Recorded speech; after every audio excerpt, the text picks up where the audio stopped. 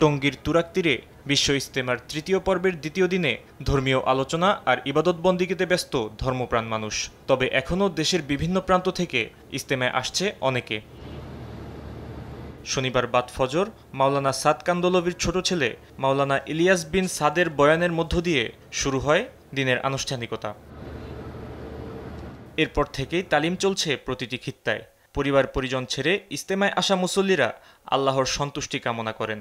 বলেন, তাবলিগ জামাতের ভেদাভেদ ভুলে এক হতে চান তারা। দুই দল আমরা যারা আছি মোটামুটি জুবাইর গ্রুপ আর এই যে বলে সাত গ্রুপ, দুই দল একত্রিত হওয়া ভালো। আমরা আলেমদের সম্মান করি, তারা তোমাদের মাথার তাজ।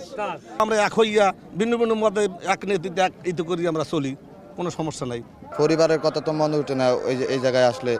আল্লাহর কাছে আসে, আল্লাহ রাস্তায় আসে, আল্লাহ রাস্তায় থাকবার জন্য চেষ্টা করে। সারা পৃথিবীর মানুষ কিভাবে আল্লাহর হুকুমের মধ্যে আসতে পারে, আল্লাহর হুকুম মানতে পারে, আল্লাহ রাসূল তরিকে জীবনযাপন করতে পারে, এটাই কাজ, এটাই জিম্মাদারি।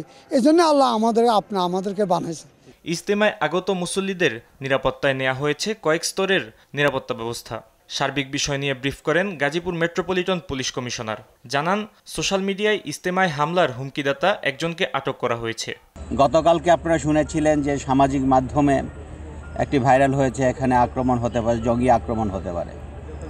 আমরা যার মোবাইল থেকে এই নিউজটি ভাইরাল হয়েছে আমরা ডেকে নিয়ে আসছি, তার সাথে কথাবার্তা বলছি, আলোচনা করছি।